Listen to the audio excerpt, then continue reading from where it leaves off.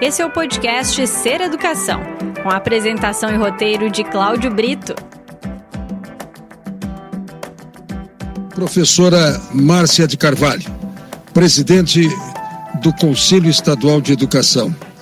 Antes eu me permito lembrar a todas as pessoas da significação dos Conselhos de Estado. São órgãos independentes, autônomos e até com a prerrogativa de ditar predicados e dedicar ainda com muita naturalidade o seu espaço e a sua atividade, a sua pauta, para dizer diretrizes que o governo deverá cumprir. A política da educação passa ou nasce no poder do colegiado chamado Conselho Estadual de Educação. A presidente deste órgão está conosco, professora Márcia de Carvalho. E a ela eu cumprimento e logo pergunto: que pandemia, que coisa, o que o Conselho de Educação tem conseguido dirimir e realizar? Boa tarde, professora. Boa tarde, Brito. Um prazer conversar contigo. E, de fato, o colegiado é um órgão de Estado, o Conselho Estadual de Educação como órgão de Estado tem aí discutido as políticas, especialmente nesse período também de pandemia. Uma vez que, como o próprio nome já diz, atinge o mundo todo, numa calamidade pública de saúde, e que aqui no Brasil e no Rio Grande do Sul não foi diferente, nos atingiu, a partir aí da declaração da Organização Mundial de Saúde no dia 11 de março, nos atingiu e atingiu, obviamente, também as atividades escolares, as instituições de ensino, seja de educação básica ou de educação superior, foram afetadas pela suspensão das atividades presenciais. E, desde então, o Conselho Estadual de Educação vem acompanhando toda a questão de saúde também, porque, neste momento, entendemos que as autoridades de saúde acabam por nos orientar na tomada de decisões na educação. Então, o Conselho Estadual de Educação tem feito este acompanhamento de todos os dados, enfim, participado de instâncias minimamente consultivas relativamente ao processo educacional no território do Estado do Rio Grande do Sul, acompanhando essas questões.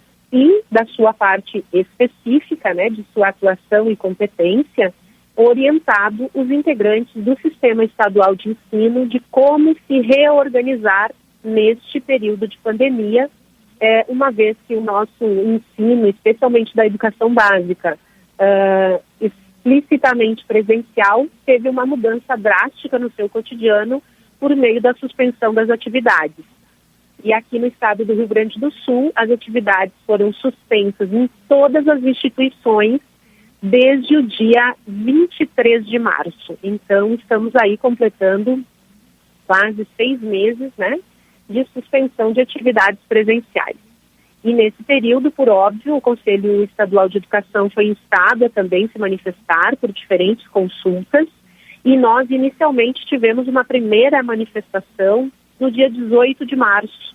Foi o primeiro Conselho Estadual de Educação do Brasil, entre os conselhos estaduais e distrital, que se manifestou relativamente ao período da pandemia, orientando os integrantes do Sistema Estadual do Rio Grande do Sul a ofertar o que nós intitulamos de atividades domiciliares. Então, desde o dia 18 de março, os integrantes do Sistema Estadual de Ensino já estavam autorizados a organizar, ou reorganizar, melhor dizendo, a sua organização, as suas atividades escolares por meio de atividades domiciliares, ou seja, atividades pedagógicas não presenciais. E, na sequência, muitas outras consultas, demandas, porque na prática, na operacionalização das atividades domiciliares, muitas dúvidas foram surgindo, e nós também fomos aguardando aí uma ação de coordenação nacional, que infelizmente não pôde acontecer, de uma forma coordenada. Nós tivemos manifestações do Conselho Nacional de Educação, parecer 05, que foi do final do mês de abril, e só foi homologado no final do mês de maio, publicado no Diário Oficial em 1º de junho. Tivemos a edição de uma medida provisória no dia 1º de abril, que depois foi convertida, então, em lei, agora no último dia 18 de agosto. Enfim, as ações e orientações de nível nacional demoraram um pouco mais do que as nossas manifestações no âmbito do Estado do Rio Grande do Sul.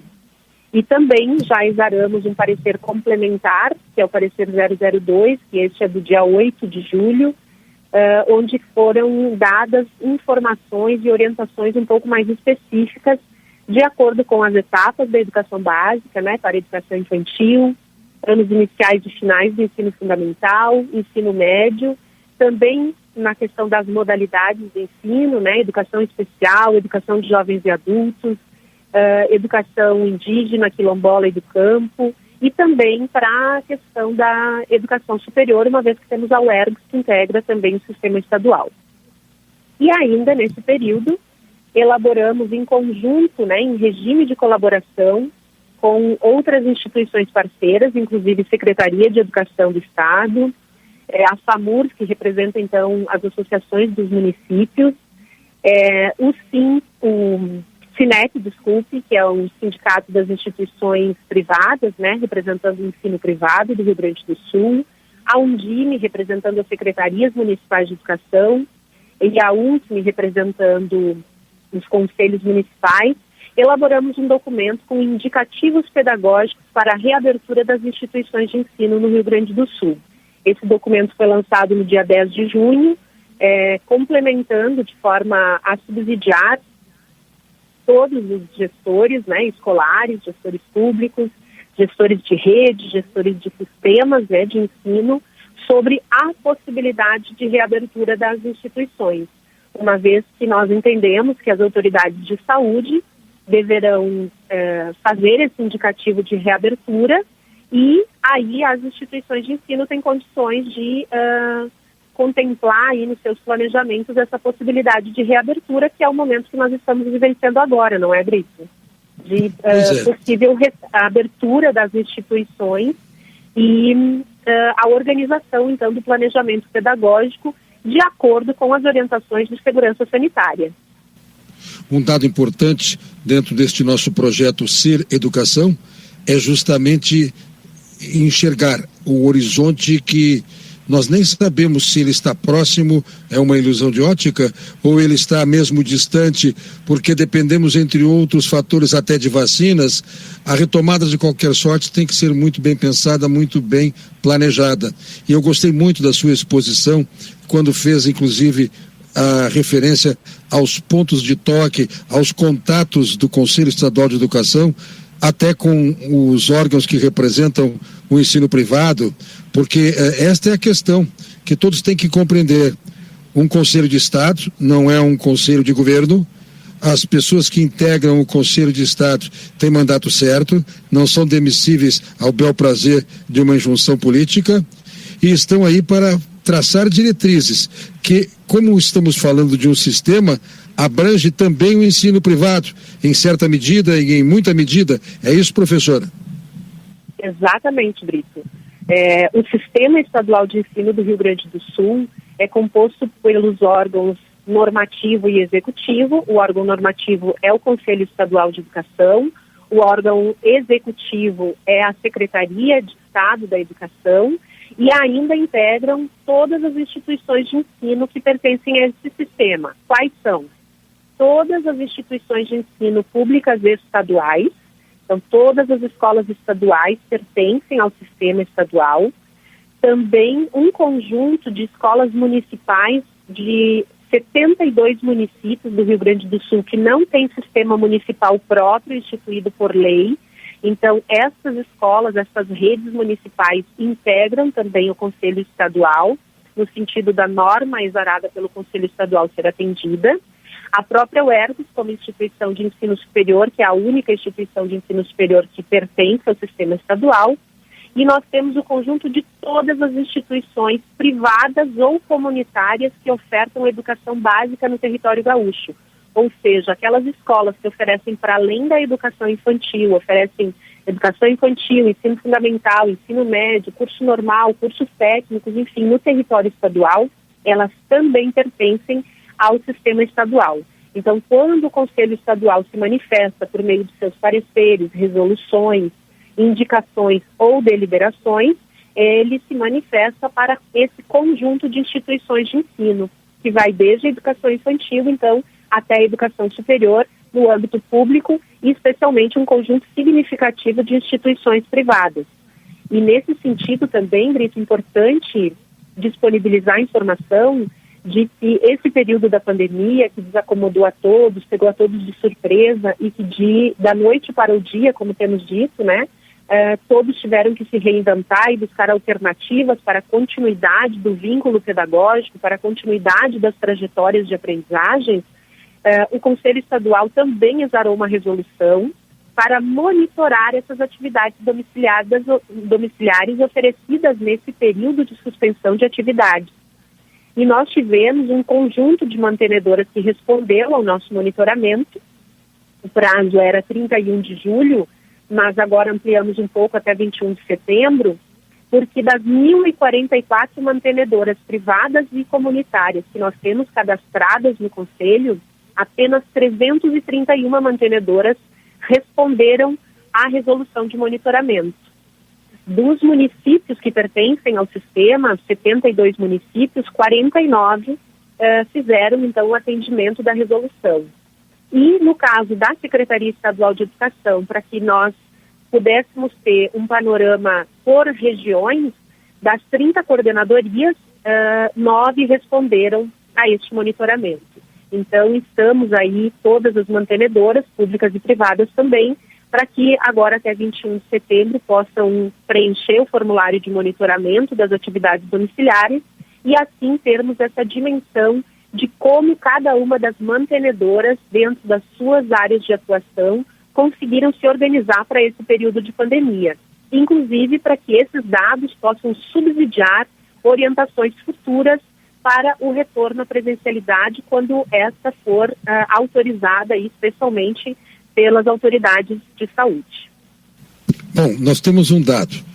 Quando eu vou procurar aqui um exercício de ficção.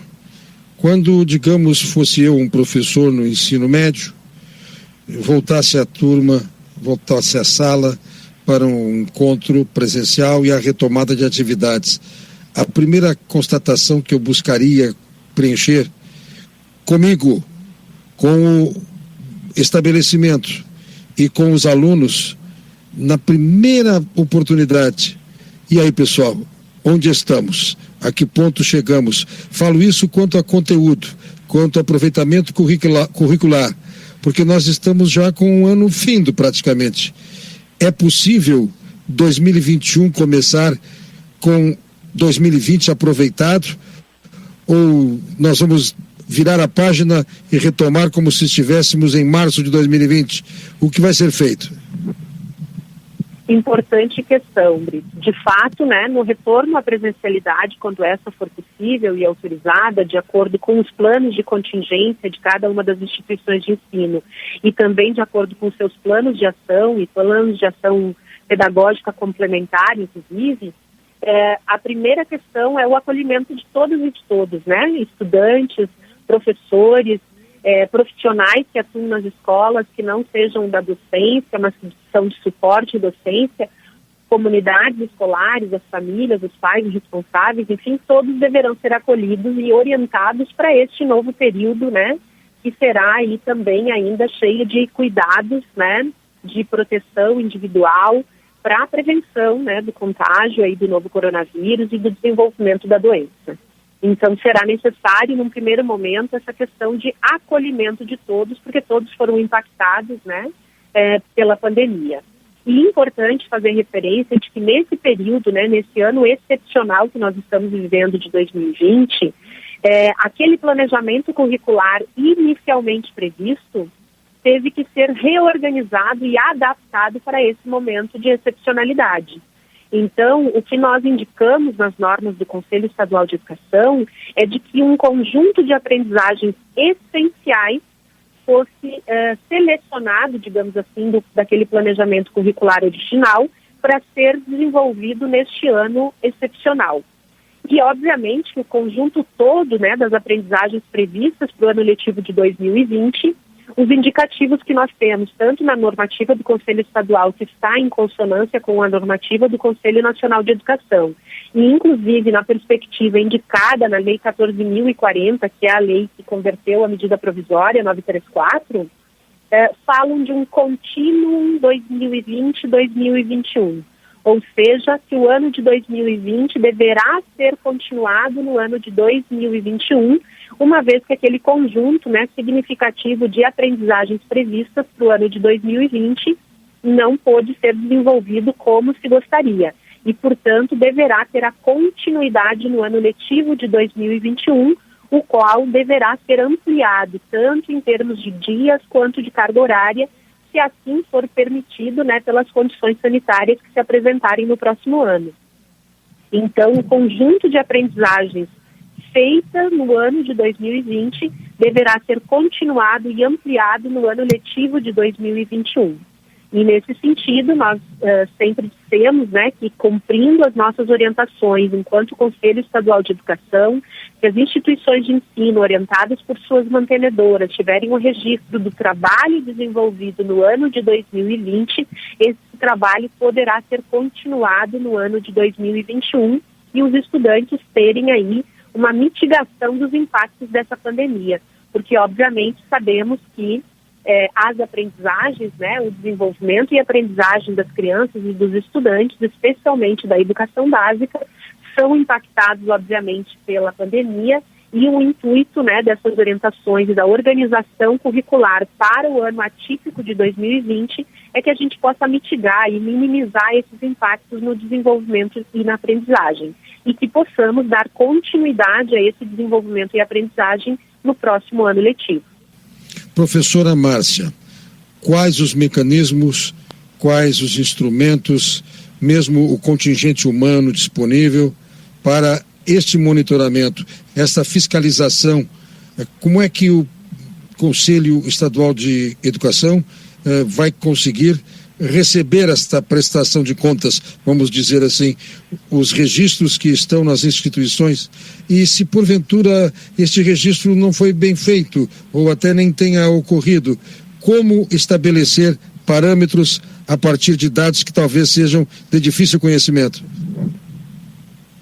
Na verdade, o Conselho Estadual de Educação, já com a sua primeira resolução de monitoramento, né, das atividades domiciliares, já estendendo inclusive o prazo, né, para que as mantenedoras possam ter o envio dessas informações para o Conselho Estadual, porque nós, além do Conselho Estadual de Educação, que exerce, enfim, o seu papel de fiscalização, o órgão executivo do sistema, que é a própria Secretaria de Educação do Estado do Rio Grande do Sul, juntamente com as mantenedoras que integram esse sistema, precisarão ter esse compromisso, né, de que esses registros são efetivamente feitos, porque caso alguma instituição de ensino não tenha feito os registros de acordo com as normas exaradas pelo Conselho Estadual de Educação, poderá sim ter impactado, né, esse processo de validação do ano letivo, que pelas nossas normas está na responsabilidade do colegiado das mantenedoras, aquele grupo, né, colegiado das mantenedoras, da parte pedagógica, que tem acesso às orientações do Conselho Estadual de Educação e à organização e planejamento com o apoio da mantenedora, deverão ter esses registros, porque somente com base nestes registros é que o processo do ano letivo de 2020 será validado no âmbito dos seus colegiados de mantenedoras, de acordo com as orientações do sistema. E, obviamente, que o Conselho Estadual de Educação conta, né, enfim, com seus parceiros em regime de colaboração, e sempre que temos um ato, né, nesse sentido, temos o apoio, né, desses parceiros do regime de colaboração, Secretaria de Educação do Estado, FAMURS, Undime, UNCME, SINEP, o próprio Conselho Estadual de Educação, no sentido de fazer chegar essas informações lá na ponta, para os dirigentes das escolas, para os dirigentes das instituições de ensino, a fim de que eles atendam às normas do Conselho e tenham aí validados os seus processos de acordo com essas orientações. Obviamente que é um processo bastante preocupante, né, trabalhoso no sentido de efetivar esses registros, mas as instituições de ensino pertencentes ao sistema estadual tem recebido diretamente essas orientações. Entendemos que as mantenedoras, né, têm o compromisso de cumprir com as orientações do Conselho Estadual de Educação por meio de suas normas, para que a orientação às suas instituições sejam de que esses registros possam comprovar o trabalho desenvolvido por cada uma das instituições em conformidade com as normas, para que o processo de validação das atividades domiciliares e do ano letivo de 2020 venham a ser consolidadas pelo colegiado das mantenedoras. Então temos este compromisso por parte das mantenedoras, inclusive por meio dos nossos parceiros do regime de colaboração, Secretaria Estadual de Educação, UNCME, Undime, FAMURS, Cinep e o próprio Conselho Estadual, no sentido de fazer com que essas orientações cheguem lá na ponta, né, para os dirigentes de cada uma das instituições de ensino dos integrantes do sistema estadual, a fim de que esse processo de validação não fique comprometido. Me ocorre falar e pensar nas famílias, nos próprios estudantes, aqueles que já são independentes, que já estão lá na etapa pré-vestibular, mas a meninada do fundamental, especialmente, e até as crianças, né? Todos aí com os seus pais tendo a possibilidade, o direito de acompanharem tudo isso. A professora Márcia de Carvalho, presidente do Conselho Estadual de Educação, acaba de nos dar as diretrizes que estão por ser cumpridas. E se você que está nos ouvindo agora, tem alguém da sua família que está numa escola, verifique se estão sendo registrados adequadamente aqueles dados que servirão para a validação de tudo que está por acontecer, e esta passagem de 2020 para 2021 como algo contínuo.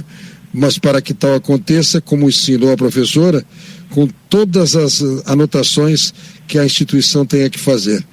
Verifique isso. E eu lhe pergunto então, eu penso até no Ministério Público, que tem coordenadoria de educação muito atuante aqui na nossa região, no Vale dos Sinos, especialmente a promotora Luciana Casarotto trabalha muito intensamente nessa realização de coordenação pelo Ministério Público do acompanhamento da atividade estudantil, escolar, enfim. Agora, independentemente deste socorro, nós temos como acessar o Conselho Estadual de Educação, alguém que tem este interesse, um líder estudantil, por exemplo, um integrante de uma associação de pais e mestres, pode bater as portas do Conselho? Com certeza, o Conselho está à disposição de toda a comunidade gaúcha, e nós temos, neste momento, obviamente, de pandemia também, todos estamos aí em regime de teletrabalho.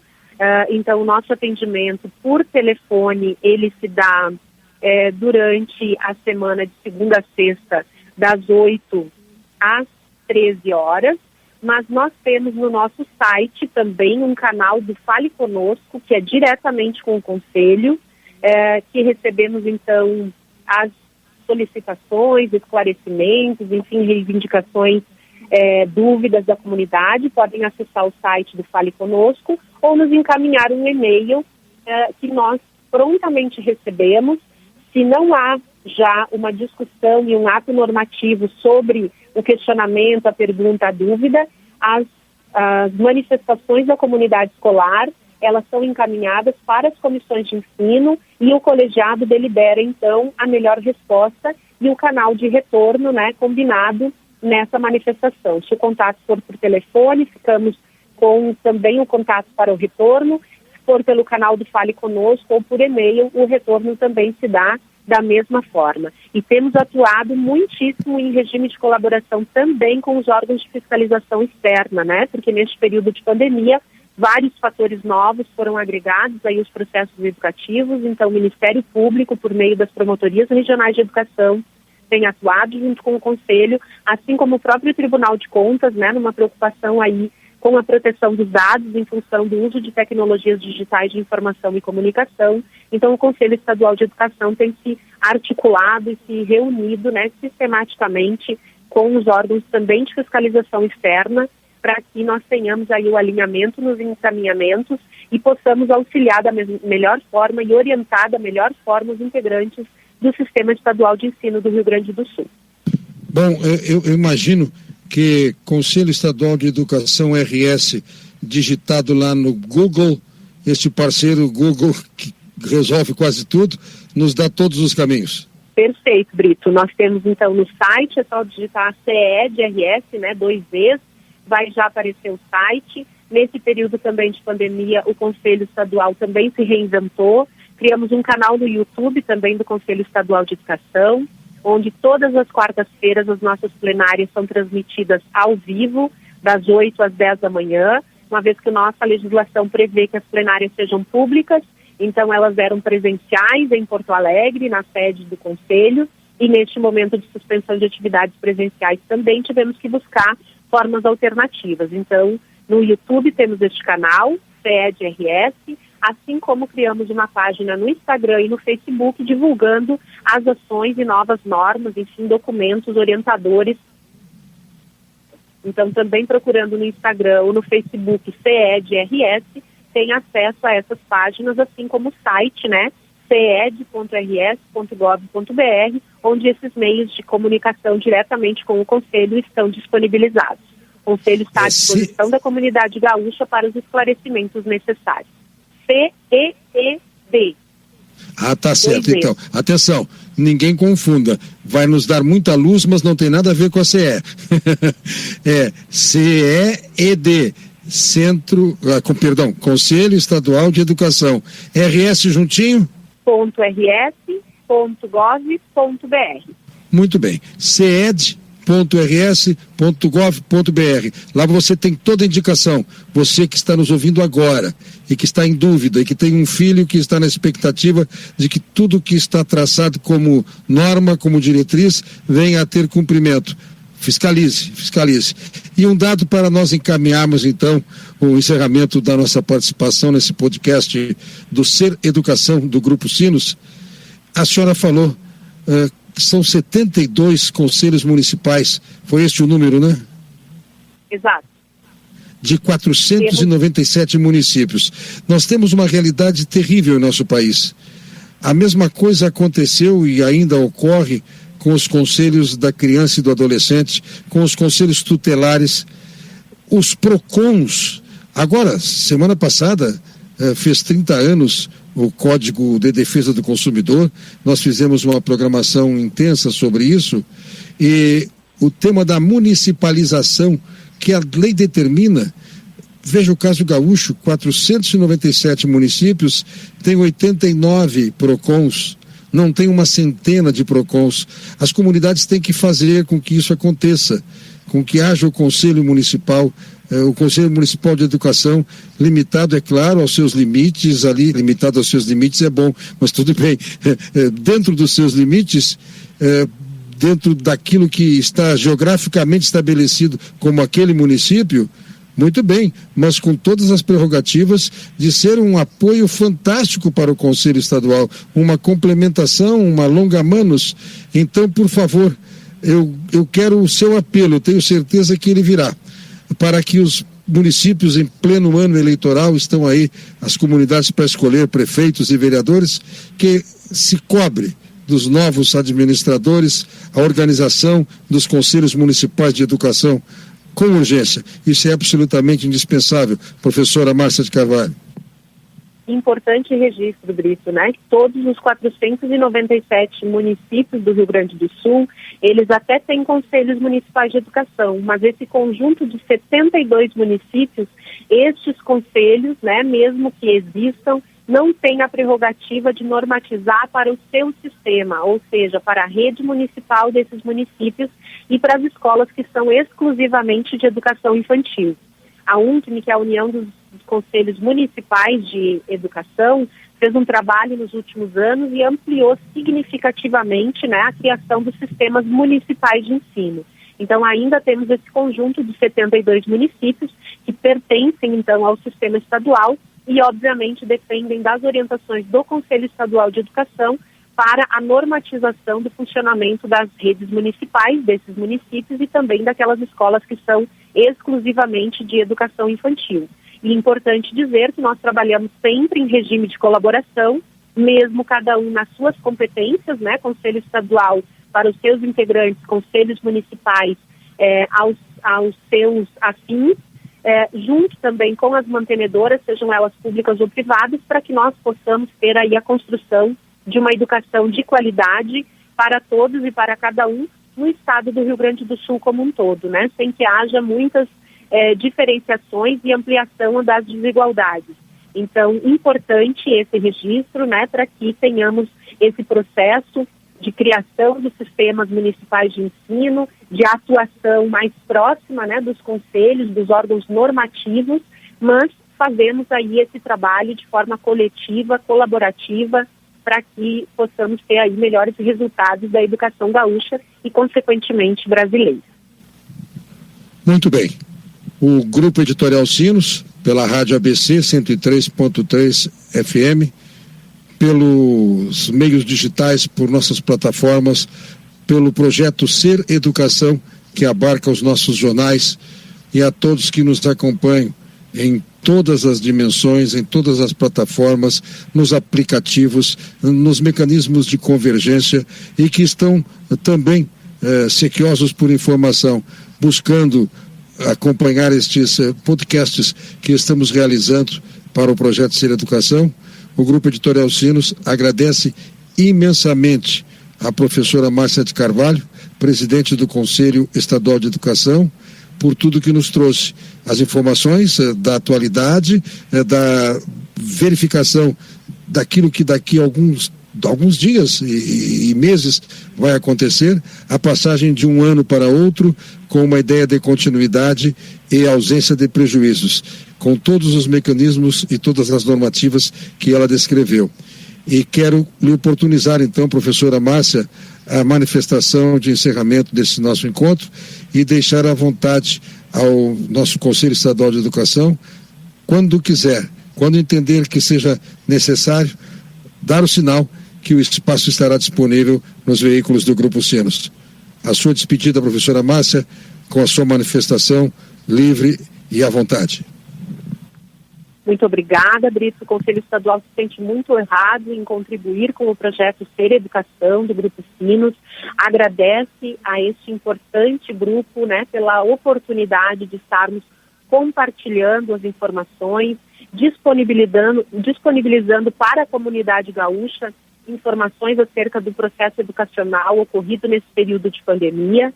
E o Conselho Estadual sempre da mesma forma está à disposição de esclarecer a comunidade, pais, mães, famílias, né, responsáveis por crianças, estudantes da educação básica, estudantes da educação superior que integram o sistema estadual.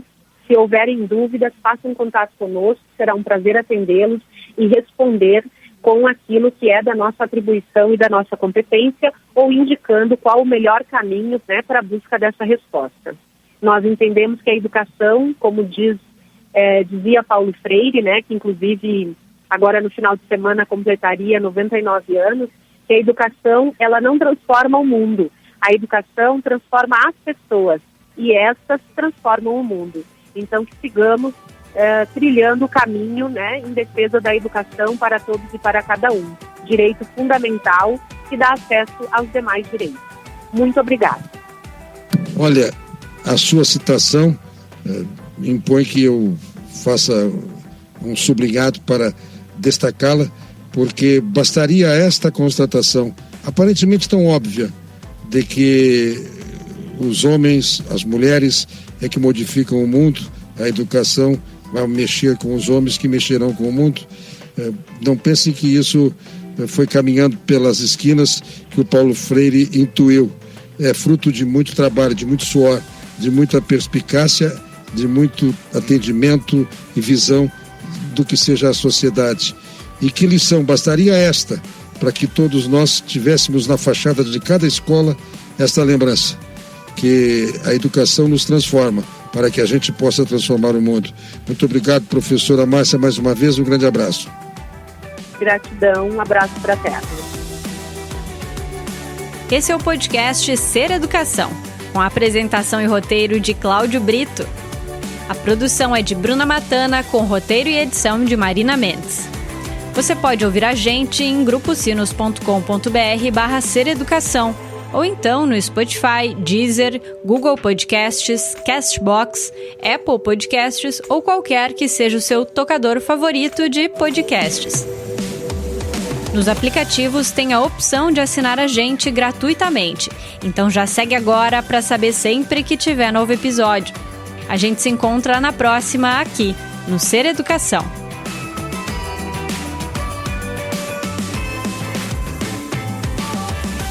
Este podcast tem o patrocínio master de Instituto Ivoti, PUC-RS, Sicredi e Educação Adventista. E o patrocínio de Colégio Espírito Santo, Colégio Marista Pio XII, IENH, Fundação Liberato, Uninter e Unopar. O apoio é da Facate, da Universidade Fevale e Unilassalle. A realização é do Grupo Sinos.